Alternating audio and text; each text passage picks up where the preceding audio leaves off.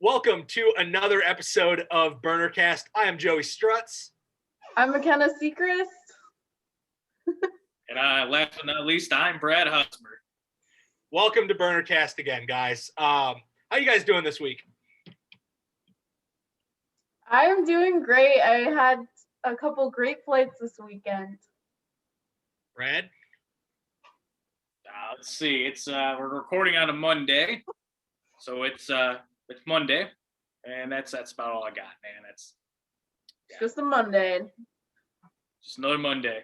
Another day closer to summer. 4th of July is near. You know, we're gonna have a big old party in Battle Creek with Joey and I. So if you guys are in Battle Creek, come find us. That's our plug. Yeah, 2/3 of the BurnerCast team is going to be at the Battle Creek Field of Flight, helping out a former guest of ours. You'll have to find out who as we get closer, and we will be having a preview for that event. So you're gonna want to watch that. Going to be leading into it the week of the event. Tonight we got a really special guest for you guys. Joining us tonight is somebody who got their pilot's license at the young age of 16 and has built many of his own balloons. Joining us tonight, all the way from Missouri, please welcome Ben Humphreys. Hey, welcome to the show, Ben. How's it going? Pretty good. Good to have you on. Thank you. Glad to be here.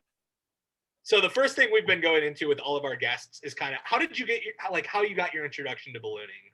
What made you want to pursue it? Yeah, so Columbia, Missouri, where I'm from, we're pretty fortunate to have quite a few balloon pilots. The nationals were held here 95, 96, and 97. So that kind of brought a lot of balloonists here, created more balloonists here. And so Columbia is kind of a little bit of a ballooning town. And so it just, when I was growing up, they're always around. There's a long story to how I really got into it, but it kind of started with going on a balloon ride and just was kind of in love with it from there. Decided that's what I wanted to do. So we know you got your license at the young age of 16. What was, training at, 14, 15, 16 years old like? Yeah, so I started training it when I was 13. So I went on my first ride when I was 12. And then I started training when I was 13. Then I bought Adam McGee's old balloon, Sundog. It was a little Firefly 6B. And learned how to fly in that with Adam and Gary Sines and some other pilots around here. And to me, it didn't seem really any weird, I guess, because it was what I like to do. But when I look back at it now, spending from 14 to 16 soloing was, kind of crazy and kind of weird to look back at that and think about how much I've learned from then, and so it's just, I don't know. I know I was young, but it didn't really seem that weird to me. So not only were you a pilot at that young age, you were already flying in these absolutely huge events all over the country. We know you did the Albuquerque Balloon Fiesta when you were really little. I think you were, 18?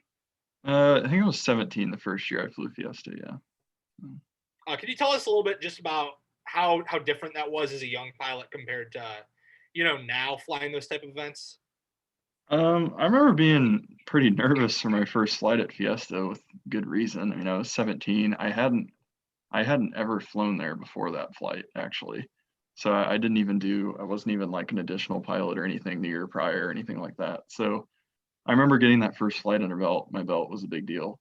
And I remember just kind of having a good flight, just kind of flew low right out of the field. I didn't fly too far. I was just kind of ready to get it done and, kind of put it behind me. And it was compared to now, Albuquerque's a little bit stressful when you fly out of Fiesta Field, and kind of no matter who you are, it can be, there's a lot of balloons around you and you don't know what they're doing and all that. And so I think there was just a lot going through my mind at the time, but it's been a little bit different too. I've been flying from more in the front of the field. My first years there, I flew from like the very back, and if I was like second wave, I was like, there wasn't very many balloons left up anymore anyway. But now I fly kind of in the middle of everything when I've been there. So I think I said this in episode 1 about ballooning as a young age. I don't know how you and Cam and McKenna, I know you got your license really young. I don't know how you guys did it, because I definitely could not have done it at such a young age. I got my license at somewhat of an older age per se in the young group. I'm still a young gun at 25, but not young and getting mine at 16, 17, 18. I just don't know how you guys did it. So props to you guys, but you got a lot of remarkable stories from your young life. I know that. So Oh, there's a lot of people to thank for it. I mean, my parents being supportive and all the balloonists around here being supportive. I mean, couldn't have done it without them, you know? Yeah, I feel kind of like the same as you, like it felt normal back then, but now looking back, it's like I was so young doing that. Like it's so crazy. Yeah, when you look back and think about that, I was left to fly the thing around on my own when I was 14. I'm like, well, that was, I mean, I don't know. It's just, Mm-hmm. at the time it didn't seem weird, but you know, now I think given how much you learn over the years and you continue to learn, I think it just makes it's like, oh, well, I know a lot more now than I did then. So, but, Mm-hmm. Did you feel like you had a lot more scrutiny from older pilots when you were doing your training that young? um, I think probably a lot of people maybe thought at first I wouldn't really finish it. Maybe I don't really know. I don't remember hearing those things, but I think I will say I flew my first ride was with Jan Sines, and she always told me since then, like a lot of people will fly. She does passenger rides, and a lot of people fly with her, and you know say, oh, I might want to do this someday, and you know hardly anybody actually does. And she goes, I did not Mm-hmm. expect the 12-year-old to be doing it the following year, you know. So yeah. I think getting your pilot's license, I think it's a lot like when you first get your driver's license too. Because again, when you're 16, of course, you're not really comfortable behind the wheel of a vehicle. You know, it takes time to almost build up your confidence on the freeway and on the back roads and at night. So I think it's kind of along the same lines as, you know, you look back when you were younger. I mean, you definitely think you did some dumb stuff driving as a kid, you know, whether it's speeding or, you know, not stopping at stop signs or whatever. And then again, as you get more comfortable with your skills as a pilot, you just adapt. And again, you guys, you know, grew up around it for the most part, and now you've been flying for, you know, almost half your life when you think about it in a way. So it's kind of unique when we talk about that. I don't know. I feel like no matter what age you are, like you still have that learning curve. So when you are learning at a younger age, it's like the same as everyone else, but you're just younger than most people are. Yep, I just remember kind of trying to. I mean, I was so like into balloons that I just tried to soak up everything like a sponge as much as I could when I was crewing and whatever. Because I crewed quite a bit before I even flew, but I got into flying training not long after I started crewing, I guess. But you Mm-hmm. just got to kind of get out there, and when you're kind of so obsessed with it, it's just easy to kind of absorb it. Makes sense. Makes sense. So the main thing we wanted to talk about in this episode is you did something very remarkable. You built balloons. Is what you were 20 when you built your first balloon, somewhere around there. So we're going to talk about building home builds. So you flew Lindstrains, you flew Fireflies when you were a little younger. So how did that idea come up of building your own balloon? So it kind of all started when I was going to college. The Lindstrain racer I had, which was Johnny's old one, the one with the arrows, and when I had it, I was in high school, and then the money that I used to buy that balloon was kind of some of my college money, you know. And so my mom said before I went to school, I had to get rid of that and you know uh, kind of focus on school. And at the time, I was planning on flying planes and went to a university here in Missouri to do that, and I ended up not pursuing that anyway. But it was kind of like you gotta scale down on the balloon you have, and so I sold that racer and the Lindstrom basket and everything. And I don't know, there was a short time where I didn't even have a balloon, and I think I bought a Thunder and Colt. It was a 77, and so it was a little bit, it was a cheaper basket and burners and stuff. And so then, but then I knew I wanted a racer still, and I was like, well, what's the cheapest way to get a racer? And so I don't even really remember when I just decided, yeah, I'm going to build one. But I think I just started kind of thinking about it and seeing home builds, and I was like, I don't know why I couldn't do that. And so yeah, just I think I was probably like 19 or 20 when I did that, I guess. But Yeah, not a lot of people can say at that age they built a balloon. That's for sure. yeah, it was definitely a challenge, and definitely kind of like I was saying with absorbing what you can. I started focusing on the balloons, how they're built and stuff, more than how they flew and all that for a while, just trying to learn how in the world I was going to possibly do it. So thinking back, how did you get all the equipment to get started on building? How did you acquire the sewing machine? How did you kind of get some of that materials to get going? Yeah, I read a lot of stuff on the internet. There's a few resources on the internet for home built stuff. John Rudowski has some stuff on his Apex Balloons website. And then there was also the XLTA group out east, I think. They had a kind of a basically like their own step-by-step how to build a balloon, and some tips and whatever. And part of that included places to get the webbing, the fabric, thread, all the stuff you need. And the biggest thing for me, the sewing machine. I mean, I knew nothing. I mean, I knew how to sew like on home machines. My grandma taught me to do that when I was growing up and all that. And so, but I knew nothing about like a double needle industrial machine. I didn't even know what I needed. And so I think I was on Radowski's page, and it said, suggested a Singer 112W 140 or a 212W 140 or 141, just depending on what you want. And I just started looking on like Craigslist, and I actually found the machine I'm sitting right over there I'm using to this day. And it's a Singer 112W 140. It's an old machine, no reverse, just kind of bare bones. And I found it on Craigslist over, I think it was like near Quincy, Illinois. I don't know, it was kind of north of St. Louis away somewhere. And it was actually in like an antique place.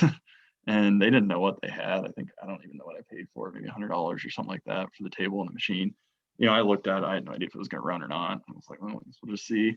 And I got it home, and it was clear it wasn't going to sew. And so I found a place over in St. Louis to repair it. And it cost a few $100s to have it tuned up and ready to roll. But once I got it back, it was ready to go. And so that was probably the biggest thing, was finding the sewing machine as far as the equipment goes. And then where did you build your balloons out of? Oh, this basement. I'm actually sitting in my parents' basement right now. They have a nice, decent sized basement, so it's plenty of room to have a balloon spread out. There's actually one lying over there right now. Okay, that's such a funny place to build a balloon, but whatever works. Yeah, and it's probably they convenient they too. don't use their basement much, so it's just there, and so it's pretty much, the basement's kind of turned into my balloon area. I mean, you got a big enough house. I've been to your house. There's plenty of room in the basement. I'm sure there's been weirder places. I mean, you see some of the annuals in smaller places than what you have and stuff like that. So, and again, the thing with home building that's always, and we've talked about this kind of off the record, but it's like there's such a weird rap about home building because, again, what makes somebody a factory so much more qualified than someone like you that flies the balloons, know everything's about the balloons and the ins and outs. So, that's kind of a weird stigma that home building's always got. Yeah, I don't know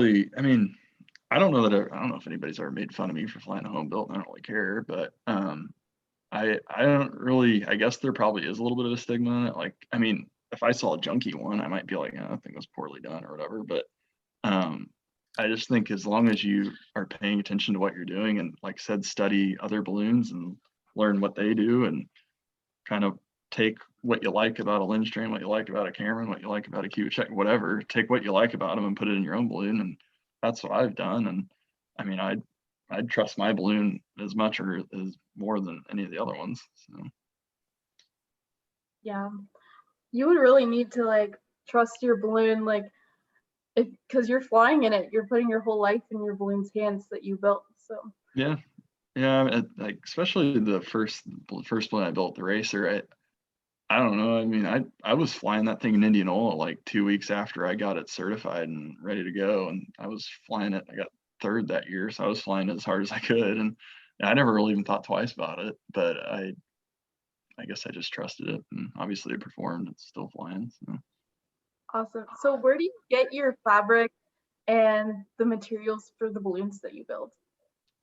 Most of the fabric has come from a company called Westmark in Connecticut, and that's pretty well known in the home building world for getting the fabric. I think all but Brad's balloon was a little bit of a mishmash of a few different fabrics because it's lightweight, and I put some heavyweight in the top, some lightweight in the middle, and then some more heavyweight in the bottom that was not silicone coated. And so I think most of his came from Westmark. Some of the lightweight fabric came from Noah Lamport, which I don't think they're selling fabric anymore. But yeah, Westmark. And then the thread, there's a company online. I just ordered it. And then you just use polyester 69 bonded threads, what I use, which is, I think it's the exact same stuff that Lindstrand uses and other manufacturers. And the webbing I got from a place called Tennessee Webbing. I remember getting that from there. I think a lot of people use Bally ribbon.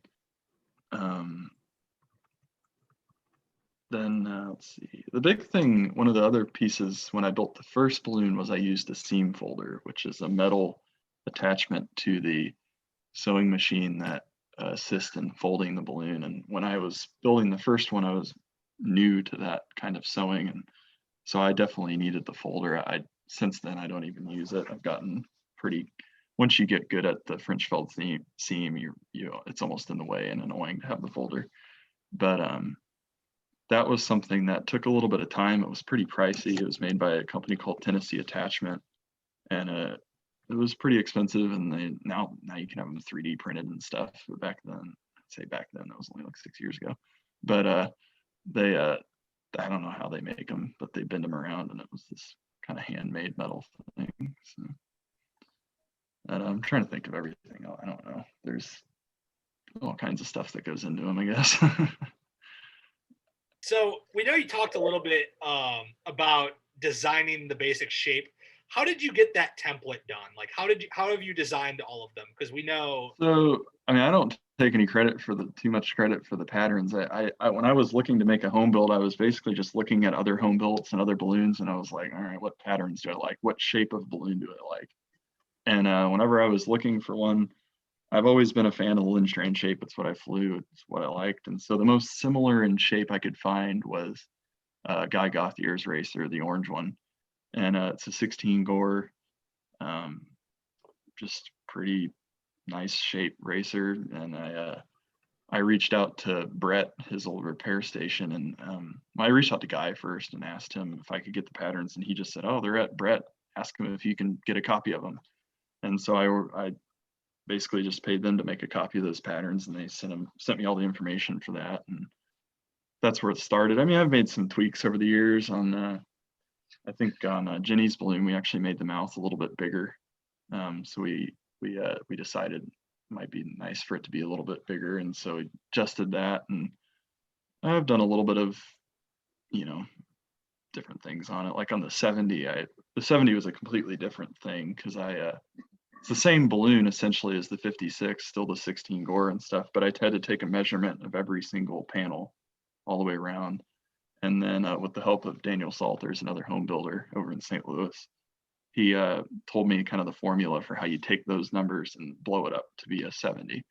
And so I can't even remember. I think every dimension was multiplied by like 1.09. So it wasn't like a lot, but it was enough to make that difference overall. And so that was a little tricky because then you have to make all the patterns from scratch. But I don't know, that's fun. So how long does the building process normally take for, the average balloon you've built? We know you've done the 56 a couple times, the 70 a couple times. Mm-hmm. I mean, between those two, there's really, it probably doesn't take any longer to do one or the other. They're pretty much the same. It's just a little bit longer seams here and there, I guess. But I think if I look back, I have a log of the first balloon, and I think it took about 200 hours of sewing. Well, not just sewing and cutting. I had a pretty good log on the first one. I think it was 200 hours. But by the second balloon I made, like Brad's, or maybe Lane Walters, I helped with that one too. And I think I was down to like 120, 150 hours. Like as I improved at sewing and doing that French felt seam, I got a lot quicker. Plus, just knowing what you're doing after doing it once makes you go a little faster. And we know you were able to crank out Jenny's balloon with her and Cam in essentially 2 weeks, which I remember I was asking Cam, I'm like, hey, how long are you guys down there for? Like, when he thinks the race is going to be done? A couple of weeks? He's like, oh, like tomorrow probably. I'm like, you've been down there like a week and a half. What? Yeah, to kind of break it down, when you sew the balloon together, first of all, you cut the panels out. Well, Cameron and Jenny cut all the panels out, and you stack up. So for 16 gore balloon, you stack 16 layers of fabric which is cutting tools right there. That's where we cut them. And so you layer them out there, and then you put your pattern on it, and then you trace it out. And then I have a rotary cutting thing. It's electric that just buzzes right through those 16 layers, pretty much no problem. So it takes about probably an hour or so to cut each panel. And I think there's like 12, 14 panels in that balloon or something. And so they did it in a day. And so obviously they learned how to do it, and they cut that whole balloon out in a day, which I would hate to do that. Cutting the balloon out is the worst thing to me. And so they cut it out in a day, and then from there, what you're doing is you're just sewing panels to panels to make up a gore, and then it's just gores to gores. So it's simple, obviously. And no, but so I typically can sew a gore together, at least on the racers, in like 45 minutes or an hour. So all 12, 14 panel, I can't even remember what it is. All those I pretty much do in 45 minutes an hour. So there's 16 of those. So just call it 16 hours. And then sewing gores to gores takes about an hour, and it depends. On a couple of the balloons, I sewed the two gores together, and then I put the load tape on second, which it makes it go a little bit slower in the grand scheme of things. If you have a fancy tape foot or whatever, it'll feed the tape onto that seam while you're sewing the two gores together.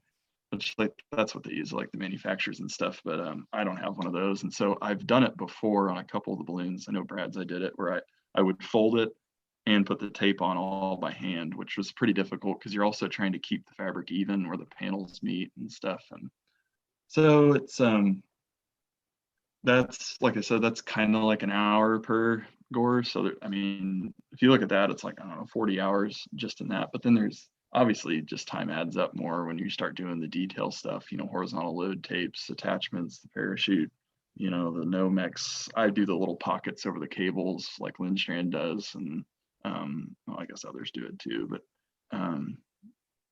anyway, it just kind of adds up. All the time does. But I never got in a big hurry to do it. I think the first balloon it took like 2 months to do, and I think I probably worked a couple hours a day or sometimes longer if I didn't have much going on. So how hard is it with like turning vents to make those, and how hard is it like to set the parachute? Is that pretty challenging, or does that go pretty quick? Yeah, well, I guess you bring up the parachute. That's one thing I did change on Guy Gauthier's design of the racer. He did the little X's in the middle of the panels, and I switched it to the centering lines being attached to the load tapes. I just like that better. And so that was a little bit of a challenge actually. But the turning vents, kind of going back to where some of those resources online, like I think Radowski's, yeah, he had a good diagram of where you put, because you got to put some extra horizontal load tapes and a couple more down vertical load tapes right next to the balloon load tapes. And so turning vents are always a little bit stressful because you literally sew these three gores together, and then I make them, they're two right next to each other. And you literally just slice a freaking hole right down the panel you just sewed together, and you're like, well, if I screw this up, it's great. But so it's a little stressful making that cut in this brand new fabric you just sewed all together. But I don't know, turning vents are a little bit annoying, but they're worth it in the end to have for sure. But setting the parachute, the way that I do it's pretty easy. It's like, going back to, it's kind of like a Lindstrand where you just you put like 10 inches of overlap on the parachute and stitching, and then you make that meet the edge of the balloon. This probably makes no sense, but anyway, it's once you learn how to do it, it's not too bad. So so you can edit that out. I don't know why I even babbled there, but so talk about the FAA process. How does that work with them? How much involved are they once you complete a balloon? How does that work? Yeah, so there's kind of two ways to go about it. I'm sure Jenny talked about this in hers, but there's kind of two ways to go about it. You can do it through the FAA and like go to one of their offices, and that's free and takes time, and good luck getting it done very quick. But I used a DAR, which is a designated airworthiness representative, a fellow named Neil Sowers down in Springfield, Missouri, and he's just the most helpful, friendly guy you could ever meet. And he basically makes it easy. You pay him a fee to do it, but it's well worth it in my opinion, because he basically mapped out all the paperwork, the registration, whatever you had to do. I mean, there's some notarized papers you got to do, and once you get on the registry, then he comes, once the balloon's done, he comes and he looks at it, and basically all he's saying is that it's here, It's got a data tag. It exists. He's not really saying that it's necessarily airworthy, because when you have an experimental, you're always testing, no matter what age of the balloon, it's in a testing phase pretty much. And so, but once he hands you that that special airworthiness certificate for the home built, amateur built, home built, whatever they call it, and then you just do test flights, and he mapped out like the manual for it and everything, and it tells you how many test flights you have to do in whatever radius of, you know, certain airports around here, which I did mine kind of on the countryside here. And I think sometimes it depends who does your certification. Sometimes you have to do like 10 hours of test flights. Neil understood that a balloon is pretty simple, and so I think he only made me do 3 flights in like 5 hours or something like that of test flights.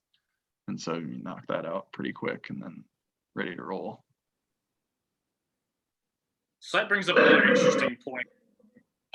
Is in regards to N numbers, how soon are you requesting those in advance?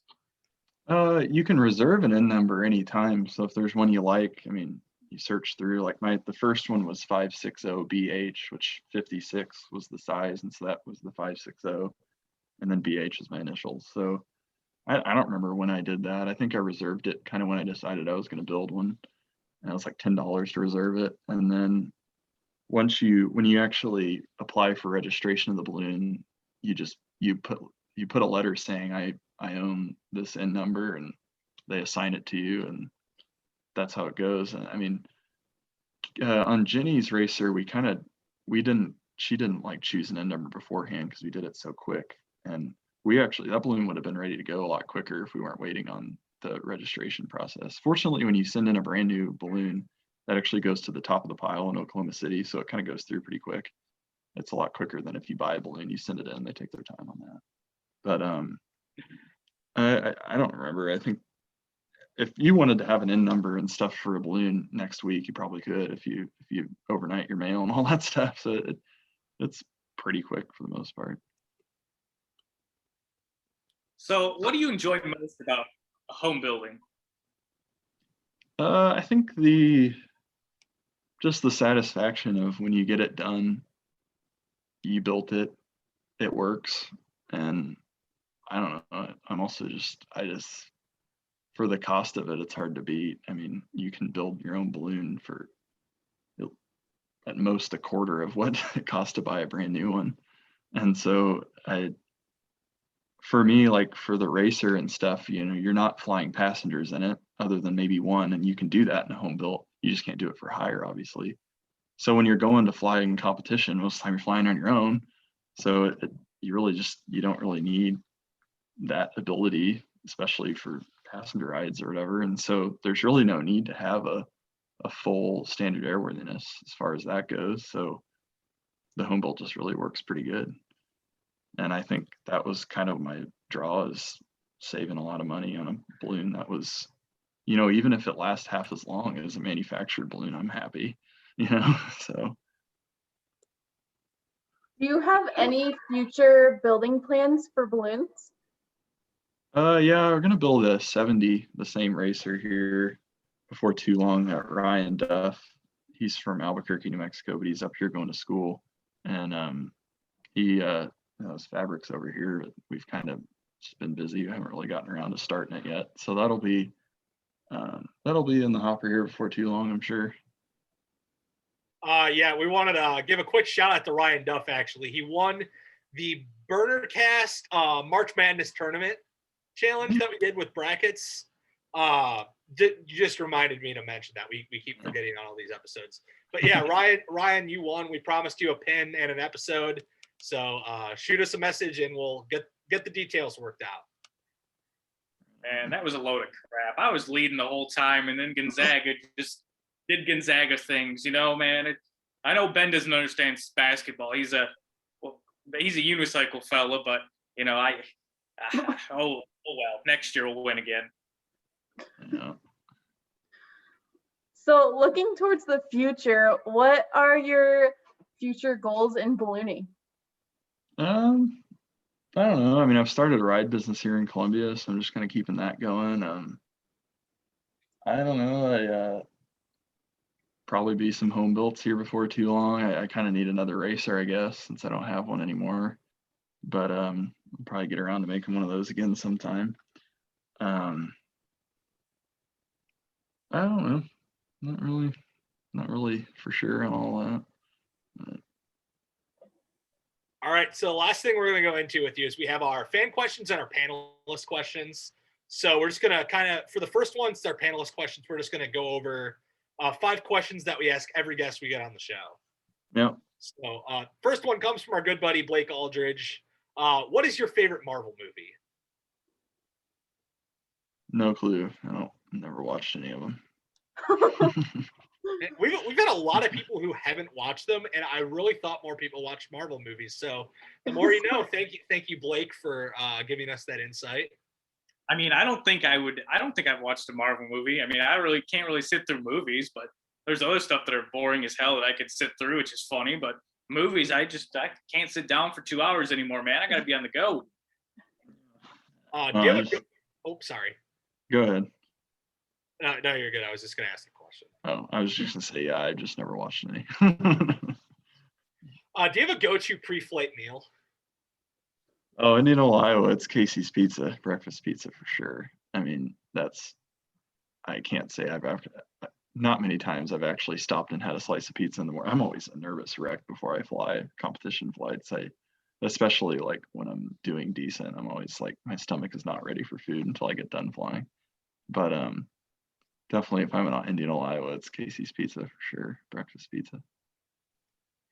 Similar to many athletes, they'll get kind of an introduction song, walking up to the plate or walking onto the court. What is your walk-up song at a balloon event, if you're allowed to have one? Anything Shania Twain, probably. I don't know. That don't impress me much. I don't know, something. Man, I feel like a woman, maybe. I don't know. No, I'm just kidding. I don't know. Shania Twain's one of my favorite artists, though. So. If you could have lunch with one ballooning legend, past or present, who would it be? So I was been thinking about this one. I don't really know who it would be. I'm pretty fortunate to have met a lot of balloonists over the years and stuff, and I don't know if I've had lunch with them necessarily, but I don't think I would peg any certain balloonist. I mean, there's a lot of people that I would enjoy hearing stories from and all that. I mean, I've heard a ton of stories with like Gary Sines and Pat Fogue. I mean, you can get some really good ones out of them over the years, stuff they've seen. I mean, how ballooning's changed is crazy. And so getting to speak with any balloonists that have been around a long time is always interesting. So. What was the first event you ever flew as a pilot? I was thinking about this earlier too. I think it was Indianola, Iowa. I'm pretty sure that was it. That was like that year, whatever it was, must have been 2014. That was like my big year of all the first events, like Indianola, Brookfield, and Fiesta. I think I did all those 3 that year. I'm not sure if there's any other small ones too. So now we're going to go into our actual fan questions. These are ones that have been sent in. So what was a more challenging build? Your 56s or the 70s? The 56 was most challenging just because it was the first one for sure. Just there was a lot of learning curve in doing that. But the 70 I kind of talked about earlier with making the sizing up the patterns, that was a little bit more work and a little bit more learning again. But I think the first build was probably the most difficult just because it was a lot of learning. We saw you were one of the few Americans to travel to Leon, Mexico for Festival del Globo during the pandemic. Can you kind of talk to us about that experience? What was it like experiencing the pandemic in another country? So, I mean, it was a bit different. I mean, anybody that's been there kind of knows that you got to kind of roll with the flow of Leon. I mean, it's just Mexico. You just kind of do your thing and go with how it goes. And so it was just kind of another year in that sense because things were different. We didn't fly from the same place. We stayed in the same hotel, but we didn't fly from the same place. So we were kind of, for me, it was my 3rd year. Yeah, it was my 3rd year. So just kind of getting out of what the routine normally was of going to the field and all that was a little bit different. And as far as the like pandemic goes, I think there's just so much different in how the protocols have been around the country here that to me in Mexico, and I'm sure people that have been there have different opinions of it. To me, they were taking it more seriously than I ever saw here. Whenever you go into Walmart there, and I know there was places in the US that did this too, but they would take your temperature, make you put hand sanitizer, all that stuff. And then the other thing that was different that I never saw here at all or have heard of is you would step on these like mats that had like, I don't know, antiseptic stuff, I don't know. And so you'd step on that before you could go in. And but like before we would get on the bus, they would keep track of who was getting on the buses so that they knew who was on the coach buses together. You know, the seats were separated, they weren't as full as normal. There was obviously no crowd, which if you've ever been to Leon, you know how crowded the launch field gets. And so that was a bit different, not having to swim through all the people. But overall, I still had fun. I mean, you know, I've had the same crew there for 3 years, and so it's always just fun to see them and hang out and, you know, just enjoy some time in Mexico, and it's beautiful flying. So it was really nothing too crazy different, but obviously some differences. I assume you're one of the old location over the new location. I heard a lot of people said it was higher up in the mountains, so you got in those faster winds, which kind of sucked, is what I heard. Is that right? Yeah, I mean, we didn't. This is I mean, in my 3 years, I've flown every single flight except for one this year, the very last flight actually. It was windy, and yeah, normally the location of the field is down on the lake, and it's pretty low, and they moved it up to this golf course that's like up on top of this ridge, so pretty high, and so it was. I think that was a factor in it being windier too, I'm sure. But it was cool though too, because I've never even crossed states in the US flying in a balloon, but I flew from Guanajuato to Jalisco down there, so that was kind of cool. I was crossing a state line there, so that was neat. And it would be harder to do that flying from the old field. You'd have to fly a bit further. So we know that two of your balloons that you built, they shared a similar theme of name. They both had Seinfeld references as their names. Oh yeah. Do we see that trend continue in the future?